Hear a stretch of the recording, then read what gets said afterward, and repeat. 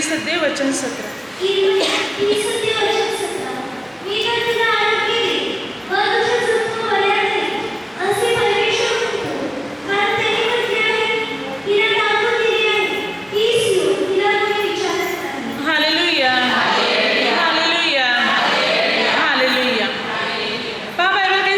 प्रभू म्हणतो, मी तर तुला आरोग्य देईन व तुझ्या जखमा बऱ्या करीन, कारण हिला टाकून दिले होते, हिला कुणी विचारत नाही, ही सियोन.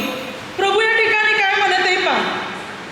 प्रभू म्हणतो, मी तुला आरोग्य देईन व तुझ्या जखमा बऱ्या करीन, कारण तुला टाकून दिलेले तुला कोणी विचारत नाही. म्हणजे मी तुझा स्वीकार करीन, मी तुला विचारीन, मी तुला बरं करीन, मी तुला जवळ करीन, म्हणून प्रभू म्हणत आहे. आपण बायबलद्वारे पाहू की परमेश्वर मानवावर अनुग्रह कसं करत आहे आणि सोडून दिलेल्यांना, टाकून दिलेल्यांना तो जवळ कसं करत आहे. त्यांना फक्त शारीरिकच नाही तर आध्यात्मिक आणि मानसिक आरोग्यही प्रभू येशू देत आहे. प्रभू म्हणतो, तुम्हाला सोडून दिलेले आहे किंवा टाकून दिलेले आहे असं म्हणत आहे, परंतु मी तर तुम्हाला जवळ करीन, तुम्हाला बरं करीन आणि तुम्हाला आरोग्य देईन. कशा प्रकारे पहा प्रभू म्हणतो. यशाया 54 अध्यायामध्ये परमेश्वर पिता काय म्हणत आहे पहा, 6 ते 8. सोडिलेल्या व दुःखित मनाच्या स्त्रीप्रमाणे तुला परमेश्वर बोलाविते, तरुणपणे टाकलेल्या स्त्रीप्रमाणे तुला परमेश्वर बोलाविते, असं तुझा देव म्हणतो. केवळ क्षणभर तुला सोडिले तरी मोठ्या करुणेने मी तुला जवळ करीन. रागाच्या आवेशात मी आपले तोंड तुझपासून क्षणभर लपविले, पण मी तुझवर दया करीन, तुझवर मी सर्व काळ प्रसन्न राहीन, असा तुझा उद्धार करता परमेश्वर म्हणतो. प्रभू म्हणतो की तरुणपणे सोडून दिलेल्या, टाकून दिलेल्या स्त्रीप्रमाणे मी तुम्हाला जवळ करीन. एखाद्या मुलीचं लग्न झालेलं आहे, एखाद्या मुलीचं लग्न झालेलं आहे, काही दिवस, काही महिन्यात, काही वर्षात जर तिचा नवरा तिला सोडून देत आहे, तर त्या स्त्रीची जी स्थिती आहे ती फार नाजूक आणि कमजोर बनणार, ती दुःखी होणार आणि चिंतेमध्ये येणार.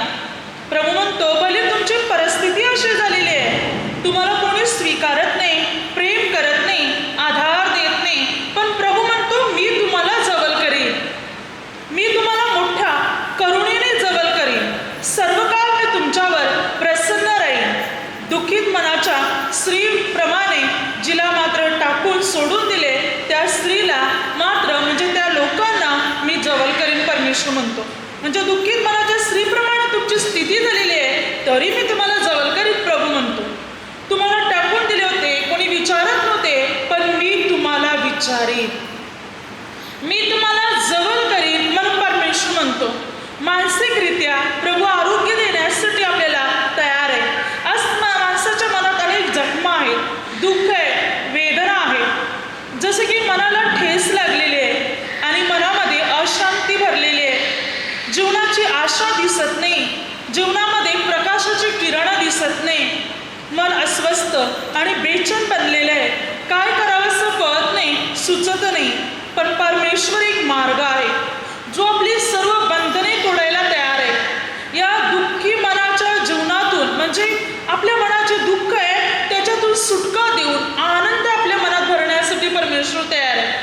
पहा, देव कोणाला स्वीकारतो, ज्याला अनेकाने नाकारले अशा लोकांना तर परमेश्वर पिता प्रथम जवळ करतो. हा बायबल आपल्याला काय सांगते, उत्पत्ती 29 अध्यायामध्ये वचन सांगते की याकोब राहेलवर प्रीती करत होता आणि लेहावर नाही. लेहा नावडती होती. उत्पत्ती 29 अध्याय वचन काय सांगते पहा, 31 वचनात 31 आणि 32. देवाने पाहिलं की लेहा जी आहे ती नावडती आहे आणि राहेल आवडती आहे, तिचाच नवरा तिच्यावर प्रीती करत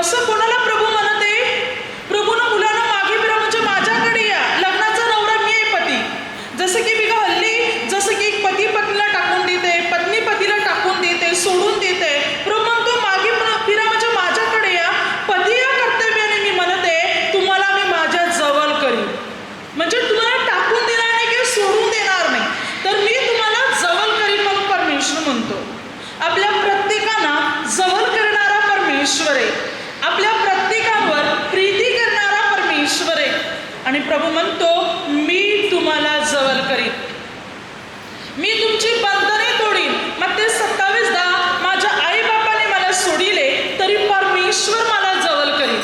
आपल्या प्रत्येकाला जवळ करणारा परमेश्वर आहे, जो ना टाकून देणार ना सोडून देणार.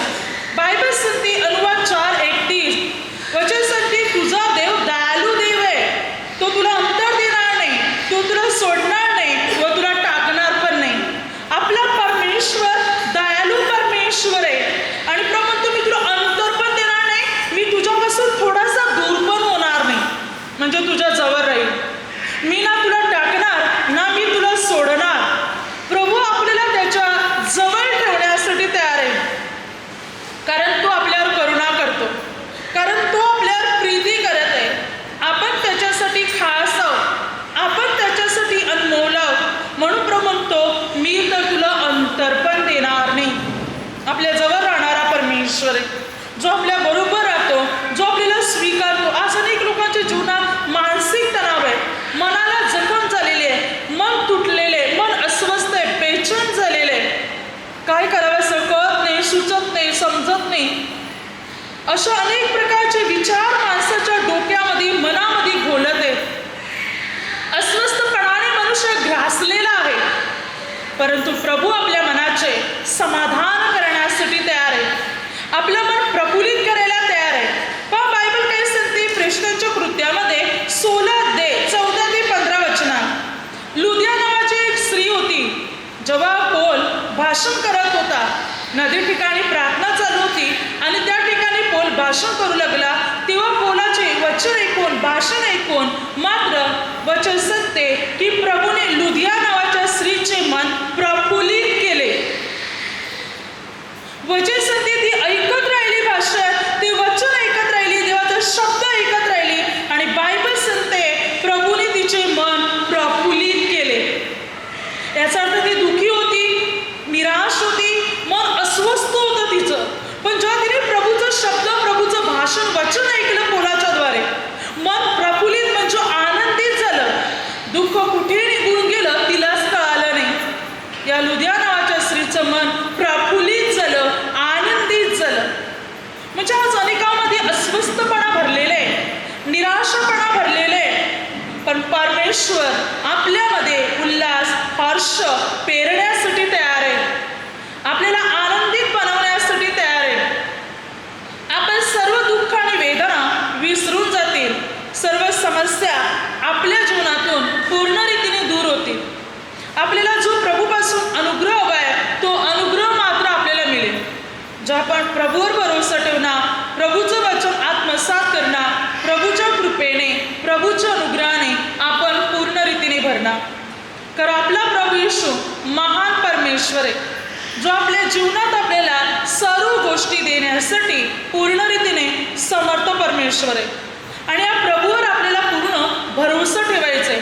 तुमच्या मनात जितकं अस्वस्थपणा भरलेलं आहे, बेचैनपणा भरलेला आहे, तो सर्व दूर होणार, निघून जाणार. शांती, आनंद तुमच्या जीवनात उत्पन्न होणार, कारण प्रभू आपल्याला जवळ करतो. ना तो टाकून देत, ना सोडून देत, ना आपल्याला अंतर देत, ना आपल्याला त्याच्यापासून दूर करत, तर तो आपल्याला मात्र जवळ करीतो, प्रेम करीतो, मायेने तो आपल्याला सावरितो. उद्धार तो आपला नेहमी करत असतो, कारण तो आपल्यावर प्रेम करतो आणि आपण त्याच्यासाठी खास, अनमोल, किमती, महत्त्वाचे, उत्तम आणि श्रेष्ठ आहोत. खास हेतूने परमेश्वराने मात्र आपल्याला बनवलेले आहे.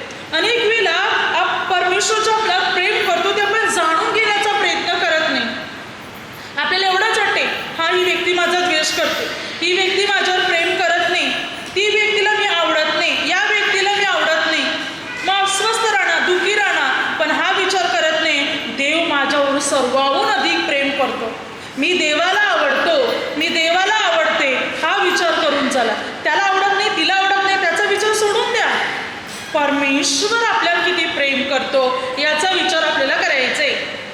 एकदा एक मनुष्याने प्रभू येशूला विचारले, प्रभू तुम्ही माझ्यावर किती प्रेम करता, मी तुमच्यासाठी किती किमती आहे, म्हणजे मी तुमच्यासाठी किती खास आहे. या माणसाने प्रभूला प्रश्न केला की तुम्ही तुमच्यासाठी किती श्रेष्ठ आहे, कारण लोक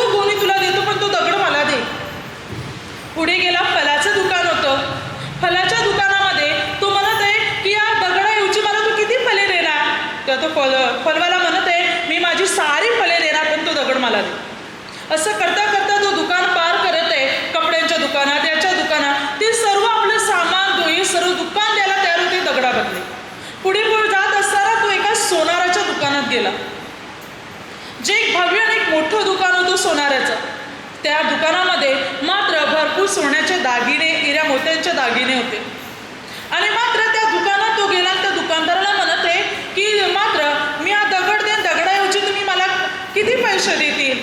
तेव्हा तो दुकानदार म्हणत आहे, सोनार जो होता तो सोनार म्हणत आहे, मी तुला दगडाबद्दल 50,000 रुपये देतो.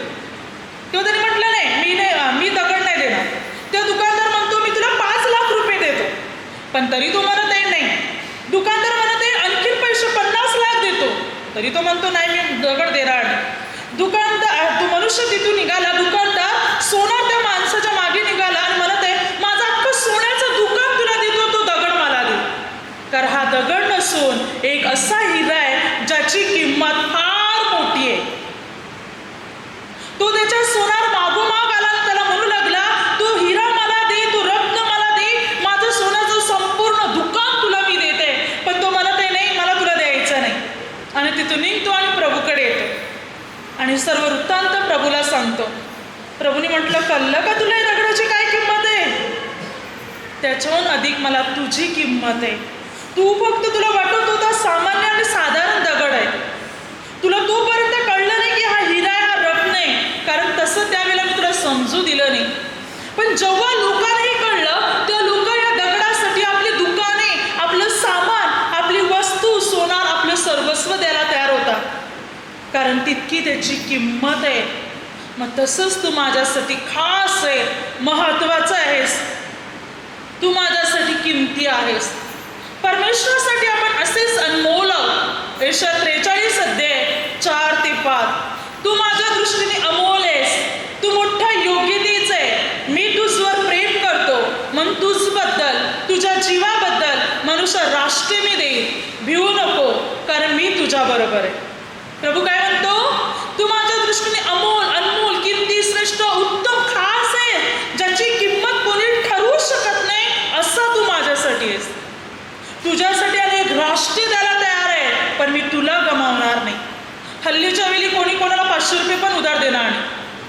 500 रुपये पण असेच देऊन टाकणार नाही. प्रभू म्हणतो तुझ्यासाठी अनेक राष्ट्रे मी देईन, पण तुला गमावणार नाही, कारण तू माझा आहेस.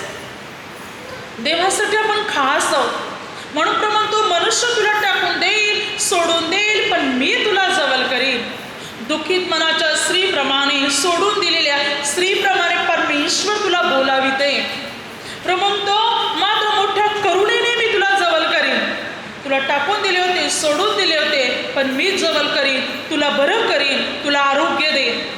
परमेश्वर आपल्या प्रत्येकाच्या जीवनात कार्य करायला तयार आहे.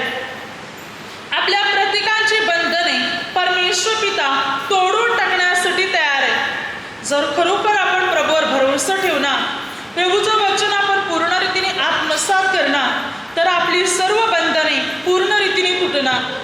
सर्व समस्या आपल्या जीवनातल्या दूर होणार. सर्व संकटे आपल्या जीवनातली टळली जाणार. जो अनुग्रह आपल्याला हवा आहे तो परमेश्वरापासून आपल्याला मिळणार. इतका महान आहे आपला प्रभू येशू. इतकं अद्भुत आहे आपला प्रभू येशू, जो आपल्या जीवनात आपल्याला सर्व काही देण्यासाठी तयार आहे.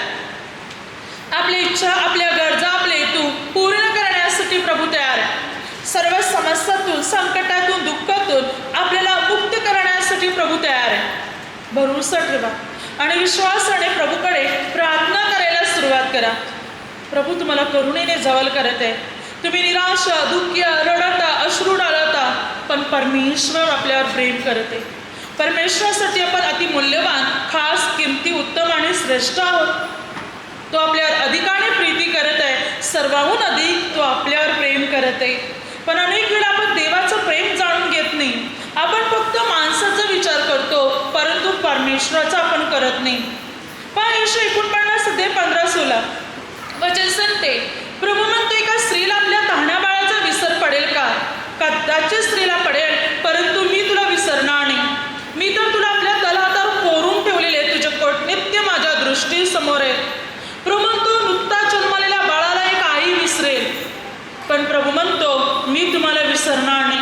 एक दूध पित्या बाळाला आई टाकून देईल, पण प्रभू म्हणतो मी तुम्हाला टाकून देणार नाही. तुम्हाला तर मी माझ्या हातावर कोरलेले, हिंदी बायबलमध्ये केलेल्या उल्लेखाप्रमाणे, मैंने तुम्हारा चित्र अपने हथेली पर बनाया है. देवाने आपलं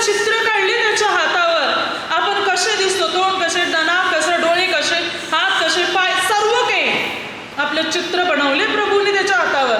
सतत तो आपल्याला पाहतो. जशी आपली आवडती व्यक्ती, आपली प्रिय व्यक्ती, आपल्याला असं वाटते की आपण त्या व्यक्तीला पाहत राहावं. अनेक वेळेला त्या व्यक्तीचे फोटो तरी पाहत राहतो. ती व्यक्ती आपल्याला दिसावी आपल्याला असं वाटते. जसं की एका आईवडिलांचं मन मात्र जसं एखाद्या आपल्या मुलांमध्ये गुंतलेलं असते. त्यांच्या मुलांना पाहिल्याशिवाय त्यांना राहत नाही. किंवा आपल्या मुलाबाळांमध्ये त्यांच्या आईवडिलांविषयी प्रेम कोरलेलं असते. आईवडिलांना पाहिल्याशिवाय मुलांना राहत नाही. किंवा एखादा पती आपल्या पत्नीविना, पत्नी आपल्या पतीविना, किंवा इतर काही व्यक्ती असतात ज्यांना भेटल्याशिवाय पाहिल्याशिवाय राहत नाही. त्याच्याहून अधिक आपण परमेश्वरासाठी खास आहोत. तो आपल्यावर एवढं प्रेम करतो की सतत आपल्याला पाहत राहतो. म्हणून त्याने आपले चित्र डायरेक्ट त्याच्या हातावर काढले. आपण फोटो पाहणार, त्याचं रूप पाहणार, किंवा दिवसात एखादा दिवसे, किंवा दिवसाला एखादा पाहणार, किंवा 2-3 दिवसांनी पाहणार, महिन्याने पाहणार. पण प्रभू तर क्षणाला आपल्याला पाहत राहतो. कारण तो आपल्यावर सर्वाहून अधिक आपल्यावर प्रेम करतो, परमेश्वर पिता. म्हणून त्याने आपले चित्र त्याच्या हातावरच कोरून ठेवलेले आहे. एका आईपेक्षा अधिक प्रेम करणारा परमेश्वर आहे, जो आपल्यावर अधिकाने प्रीती करत आहे. म्हणून तुमच्या जीवनात तुम्हाला अस्वस्थ वाटत आहे, बेचैन वाटत आहे, मन तुटलेले आहे, मन दुःखी आहे, तुम्ही रडता, अश्रू ढालता, तुम्हाला वाटत आहे कोणाचा साथ नाही, कोणाचा आधार नाही, कोणाचं प्रेम नाही, टाकून दिले, सोडून दिले. पण परमेश्वर तुम्हाला जवळ करत आहे. प्रभू म्हणतो मी तुमच्यावर प्रीती करतो. प्रभू म्हणतो मी तुम्हाला जवळ करीन, मी तुम्हाला टाकणार नाही. म्हणून प्रभू येशू आपल्याला म्हणत आहे. तो आपल्या प्रत्येकाला जवळ करत आहे. मोठ्या करुणेने तो आपल्याला जवळ करत आहे. भरोसा ठेवा, देवाचं प्रेम अनुभवा, देवाची करुणेचा अनुभव तुम्ही घ्या की देवाचं प्रेम पुष्कळ मोठं आहे, भरपूर मोठं आहे, जे देव आपल्यावर करत आहे. Hallelujah, hallelujah, hallelujah. आता माझ्या शब्दाद्वारे जे काही चुकले असेल त्याबद्दल मला क्षमा असावी. Hallelujah, hallelujah.